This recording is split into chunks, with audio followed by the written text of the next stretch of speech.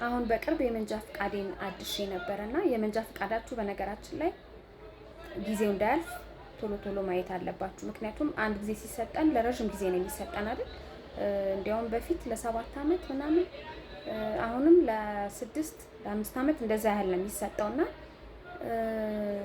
ጊዜው እንዳያልፍ ማየት አለባችሁና የመንጃ ፍቃድ ስታድሱ ያው ፋይዳ መታወቂያ ይዛችሁ መሄድ እንዳትረሱ፣ የመንጃ ፍቃዳችሁን ይዛችሁ መሄድ እንዳትረሱ። ከዛ መጀመሪያ የምታደርጉት የአይን ምርመራ ነው። የአይን ምርመራ የምታደርጉት ጤና ጣቢያ ነው። ጤና ጣቢያ 240 ብር ትከፍሉና አንድ ወረቀት ሰጧችኋል። እዛ ወረቀት ላይ የሚሞሉ ነገሮች አሉ። እንግዲህ እሱን የጤና ምርመራ ካረጋችሁ በኋላ ሞልተው ይሰጧችኋል። ከዛ ያንን ይዛችሁ ወደ አሽከርካሪና ተሽከርካሪ ቁጥጥር ምናምን የሚል ነው የመስሪያ ቤቱ ስም፣ እርግጠኛ አይደለሁም። ያው በየአካባቢያችሁም ሊኖር የሚችል ይመስለኛል፣ አንድ ቦታ ብቻ አይደለም ያለው እና እዛ ትሄዳላችሁ።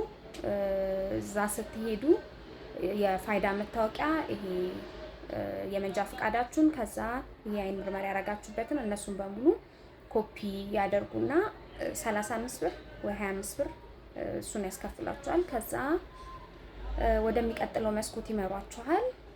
ያ መስኮት ደግሞ የተለያዩ ቁጥር የተጻፈባቸው እንትኖች አሉ። ከ16 እስከ 19 ምናምን የሚል ስክሪን ያለባቸው መስኮቶች አሉ። ወደዛ ይመሯችኋል። እነሱ ደግሞ ወደሚቀጥለው ቦታ ይመራችኋል። ከዛ እዛ ስንት ነው የምትከፍሉት? 1080 ብር 1080 ብር ለመንጃ ፍቃዱ። ከዛ ደግሞ ተጨማሪ 80 ብር የሚያስከፍሉት አለ እና በካሽ ነው የሚቀበሉት። በነገራችን ላይ ትራንስፈር ጠይቄ ነበር፣ ትራንስፈር አይቻልም። ስለዚህ ብሩን በካሽ ይዛችሁ ሂዱ። ያንን ካደረጉ በኋላ የመንጃ ፍቃዳችሁን ትረከባላችሁ ማለት ነው። እና በጣም ቀልጣፋ ነው። እኔ በጣም ያቆየኛል ብዬ ነበረ። በጣም ቀልጣፋ እንትን ነው የምታገኙት፣ መስተንግዶ ነው የምታገኙት። አሁን ይልቅ እያዛገኝ የሚገኘው መኪናዬ ኮድ 3 ነው እና በየአመቱ ንግድ ፍቃዱን አድሳለሁ እና በዚህ አመት በቃ እንደ ጦስ ዶሮ ከአንዱ ክፍለ ከተማ ወደ ሌላው፣ ከፌደራል ገቢዎች ወደ አዲስ አበባ ገቢዎች ምናምን ማለት በቃ እንደ ጦስ ዶሮ ነው የተሽከረከርኩትና እንደዛ የሚሆን መስሎኝ ነበር። እስካሁን ድረስ አልጨረስኩኝም።